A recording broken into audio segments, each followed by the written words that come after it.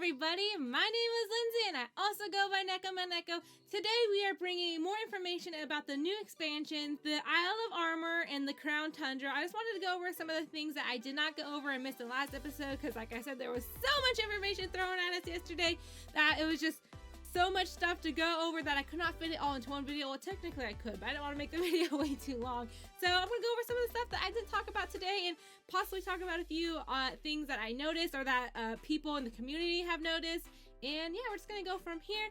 So right off the start, here we are at the Isle of Armor. I wanted to go over the Pokemon that are in this specific expansion. So obviously we know we're gonna get Kubfu, which is apparently I guess a legendary Pokemon, and that's gonna be, sounds like part of the focus of this story, whatever we get in the Isle of the Armor.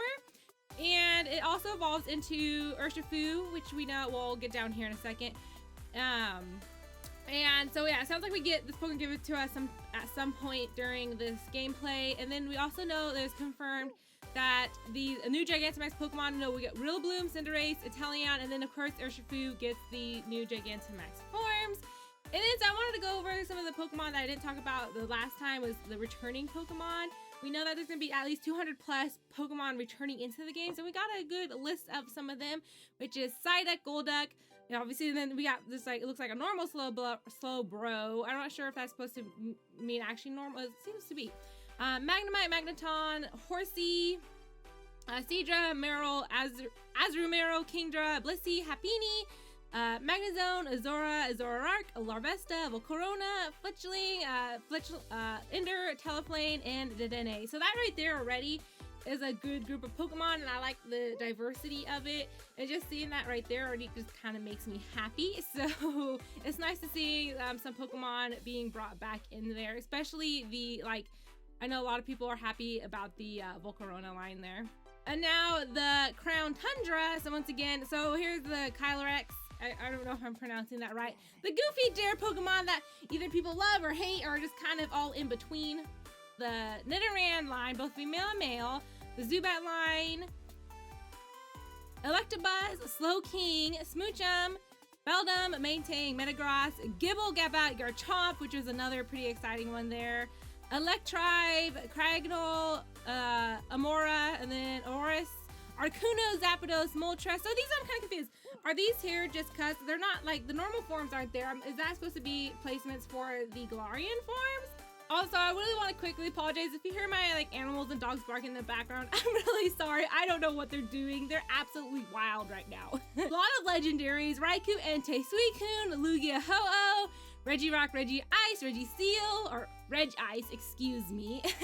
Latios, Latios, Kyogre, Groudon, I don't know.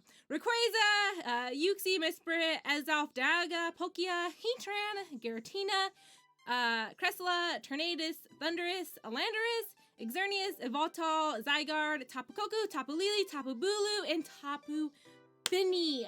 So we're getting a lot of things here thrown at us.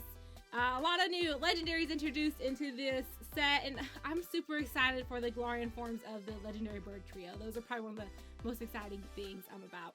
And then next I wanted to go over some of the new people that we were introduced to. We were introduced into this guy, Mustard. If I remember right, they were saying that he was a former champion and like a mentor to Leon.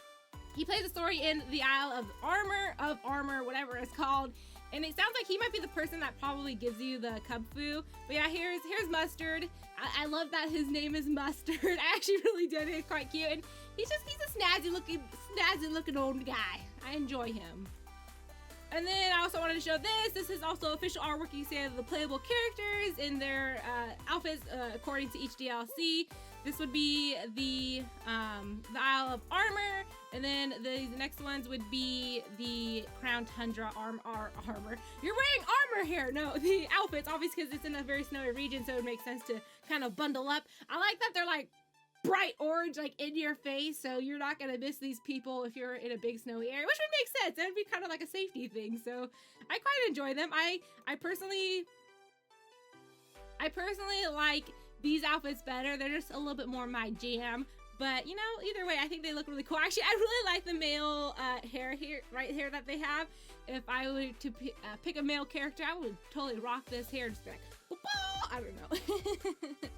And then also, I want to go over this, and this has a little juiciness to it.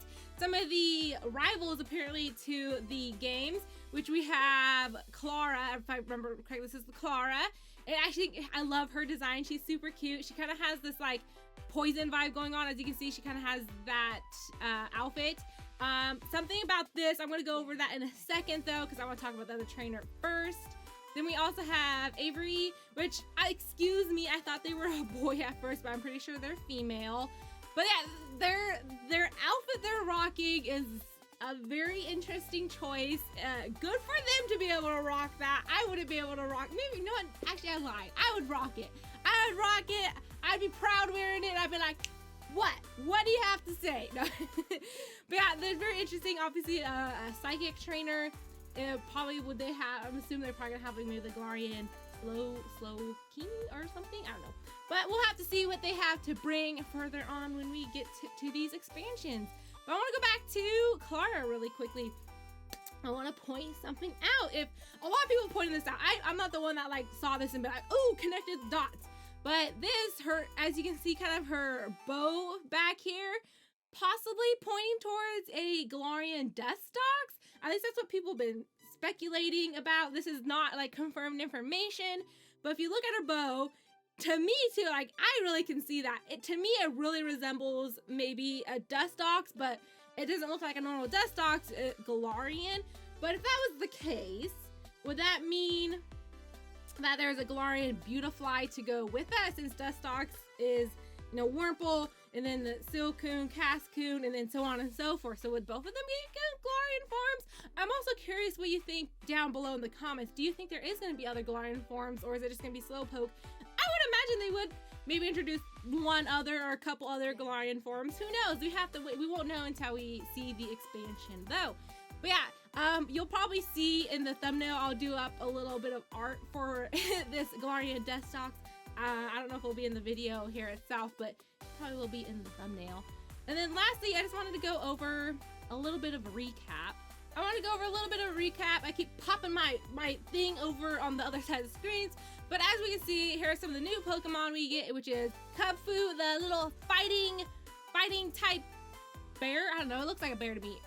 What does it say? It's classification Wushu. It's a Wushu Pokemon, excuse me. It's a Wushu Pokemon. And then we also get, well, its evolution, which is Urshifu, which could also be the single strike form and the rapid strike form, which I'm totally forgetting which one is which at the moment. But they also get, of course, their Gigantamax forms, which is pretty cool. I really like. I think I personally prefer the dark fighting one, just because I like dark types and I like fighting types, so that's my jam. And we get, of course, this Goofy Dare thing. But one thing, these are some of my favorites, which are the new Reggies. Reggie Shock, as someone said, I heard, it makes so much better than mine. What did I say? Reggie, I don't even remember what I said. And of course, the dragon one. One thing I wanted to point out with this one as well, as you can see here that I'm circling, this dragon armor here represents the entrance, if you see it, to Hammerlock. So that's a really neat tie-in. We were all kind of wondering what that dragon head meant or could tie into. So it looks like it would tie into this dragon Reggie, which I gotta say I am digging. Although I personally do like the design of the electric one better. It vibes me better. I mean, which is silly to say because I absolutely love dragon type Pokemon, but that one's just super cool. And then, as you can see, we got our Galarian Slowpoke here. If you haven't already, go get them. You can go get a Galarian Slowpoke right now if you did not know. And as you know, I am shiny hunting one for right now. And I'm trying to get a couple of them so I can secret trade some of them off, because I thought that'd be really fun. And then we get Slowbro. If you a little sneak peek of them there. There's possibly like another image of them that you can see during the trailer. But yeah, as you can see, he doesn't have his little shelter on there. He gets kind of like this darkish purple tinge to him, thinking that it turns possibly poison typing, like psychic poison or something like that. And then, of course, we get Slowking here, which I've heard people speculate about possibly being a Marini on top of its head. I don't know. I mean, that would make sense if it gets a poison typing to have a Marini on top of its head. But then I would feel like Marini would also have a play with a Slowbro as well, since it was the same thing with, you know, Slowbro, Slow King. It was always a Shellder. The Shellder was on Slowbro's tail, and the Shellder was like on Slowbro's head. So it would make sense for it to be both of them. I don't know. We'll have to wait and see what happens there. And then, of course, the fan favorites, the Galarian legendary bird trio, Articuno, which, of course, we all know everybody adores Articuno. It just looks so cool. You know how I feel about it. I just absolutely love this design. The Zapdos, the bird I couldn't think of, the bird that turns into a bird, the Roadrunner. So that's what I was trying to think of last time, but I just could not think of a bird. I couldn't think of a bird. But Zapdos, which looks pretty mighty fine, if I have to say so myself. And of course, Moltres, which I think looks fine as well.